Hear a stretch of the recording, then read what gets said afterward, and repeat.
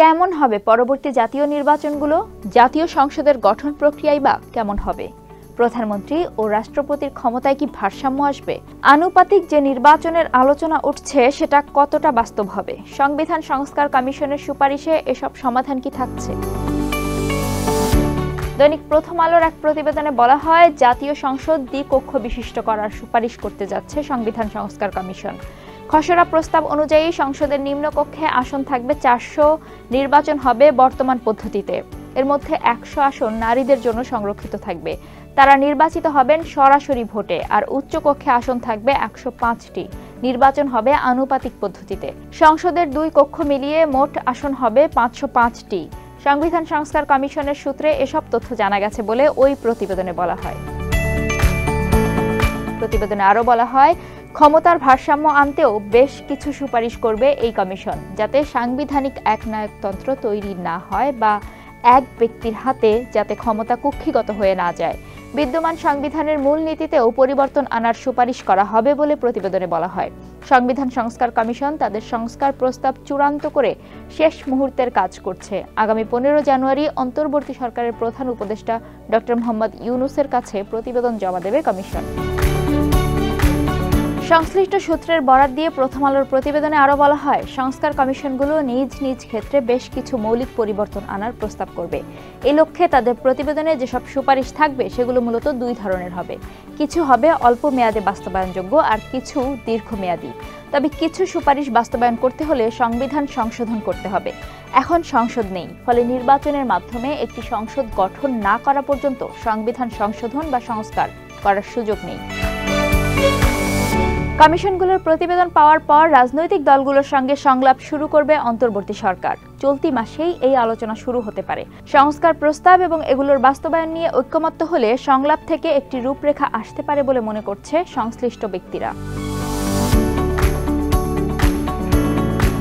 বাংলাদেশের স্বাধীনতার পর থেকেই জাতীয় সংসদ এক কক্ষের। বিদ্যমান সংবিধান অনুযায়ী সংসদে মোট আসন 350টি, 50টি আসন নারীদের জন্য সংরক্ষিত। সাধারণ নির্বাচনে পাওয়া আসনের অনুপাতে নারী আসনগুলো বণ্টন করা হয়।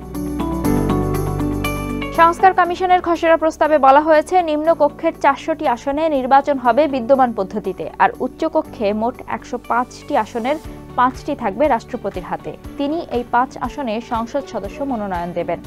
সমাজের পিছিয়ে পড়া বিভিন্ন অংশের প্রতিনিধিত্ব নিশ্চিত করতে রাষ্ট্রপতির হাতে 5টি আসন দেওয়ার প্রস্তাব করা হচ্ছে। উচ্চকক্ষের বাকি 100টি আসনে নির্বাচন হবে আনুপাতিক প্রতিনিধিত্ব পদ্ধতিতে। দলগুলো নির্বাচনে সারা দেশে যত ভোট পাবে তার অনুপাতে উচ্চকক্ষে আসন পাবে। দলগুলো উচ্চকক্ষে প্রার্থী মনোনয়নের ক্ষেত্রে যাতে বিভিন্ন অংশের প্রতিনিধিত্ব রাখে সেটা উল্লেখ থাকবে।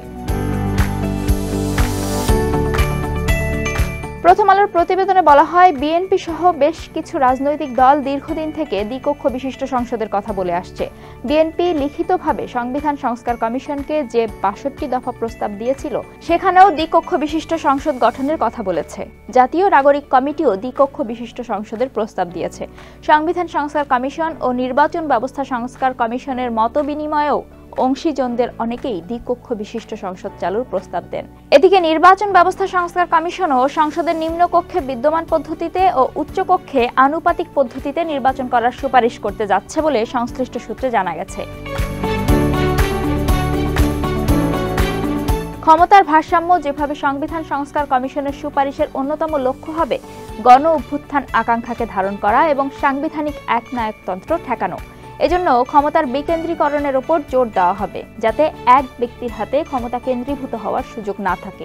এ লক্ষ্যে দ্বিকক্ষ বিশিষ্ট সংসদ করা, একজন ব্যক্তি সর্বোচ্চ কয়টি মেয়াদে প্রধানমন্ত্রী হতে পারবেন তা নির্দিষ্ট করে দেওয়া, প্রধানমন্ত্রী একই সঙ্গে দলীয় প্রধান ও সংসদ নেতা যাতে না হন এমন বিধান, নির্বাহী বিভাগের জবাবদিহি নিশ্চিত করা, নির্বাচনকালীন অন্তর্বর্তী সরকারের বিধান, প্রধানমন্ত্রী ও রাষ্ট্রপতির মধ্যে ক্ষমতার ভারসাম্য আনা, নির্বাহী বিভাগ, আইনসভা ও বিচার বিভাগের মধ্যে ক্ষমতার ভারসাম্য, বিচার বিভাগের স্বাধীনতা নিশ্চিত করা, এসব বিষয়ে গুরুত্ব দিচ্ছে কমিশন।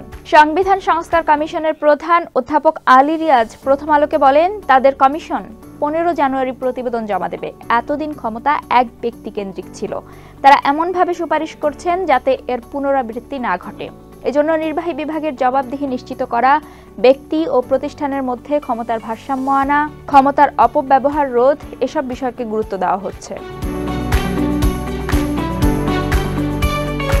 এদিকে নির্বাচন ব্যবস্থা সংস্কার কমিশন সূত্র জানায়, দীর্ঘমেয়াদে অবাধ, নিরপেক্ষ ও সুষ্ঠু নির্বাচন অনুষ্ঠানে একটি কার্যকর ব্যবস্থা গড়ে তোলার লক্ষ্যে প্রস্তাব তৈরি করছে কমিশন। এই জন্য নির্বাচন কমিশনকে শক্তিশালী করতে আইন পরিবর্তনের পাশাপাশি কিছু প্রাতিষ্ঠানিক পরিবর্তনেরও সুপারিশ করবে কমিশন। নিরপেক্ষ তত্ত্বাবধায়ক সরকারের অধীন নির্বাচনের সময় যেসব প্রতিষ্ঠান যুক্ত থাকে সেগুলোর উপর ইসির নিয়ন্ত্রণ নিশ্চিত করতে বিধিমালায় কিছু পরিবর্তন, প্রধান নির্বাচন কমিশনার ও অন্যান্য নির্বাচন কমিশনার নিয়োগ আইনে সংশোধন, জাতীয় সংসদ নির্বাচন সংক্রান্ত আইন, গণপ্রতিনিধিত্ব আদেশ, আরপিও নির্বাচন কমিশনের ক্ষমতা বাড়ানো এবং নির্বাচন কমিশনকে দায়বদ্ধ করার জায়গা তৈরি, আরপিওতে শাস্তি ও ব্যবস্থা নেওয়ার বিধানগুলো কিছু ক্ষেত্রে আরও সুনির্দিষ্ট করা, হলফনামার ছকে পরিবর্তন করে প্রার্থীর বিদেশে সম্পদ থাকলে তার বিবরণ দেওয়া বাধ্যতামূলক করা, হলফনামার তথ্য যাচাই বাধ্যতামূলক করা, না ভোটের বিধান যুক্ত করা, সংরক্ষিত নারী আসনে সরাসরি ভোটের ব্যবস্থা করা, রাজনৈতিক দলের প্রার্থী মনোনয়ন পদ্ধতিতে কিছু পরিবর্তন আনা সহ বেশ কিছু ক্ষেত্রে সুপারিশ করার বিষয়ে গুরুত্ব দেওয়া হচ্ছে। নির্বাচন ব্যবস্থা সংস্কার কমিশনের প্রধান বদিউল আলম মজুমদার প্রথম আলোকে বলেন, তাদের কমিশনও 15 জানুয়ারি প্রতিবেদন জমা দেবে। সেখানে কমিশনের সুচিন্তিত মতামত থাকবে। সুপারিশগুলো নিয়ে নিজেদের মধ্যে সরকার ও রাজনৈতিক দলগুলোর মধ্যে আলোচনা হবে। তিনি আশা করেন এর মধ্য দিয়ে একটি ঐক্যমত্যে পৌঁছানো যাবে।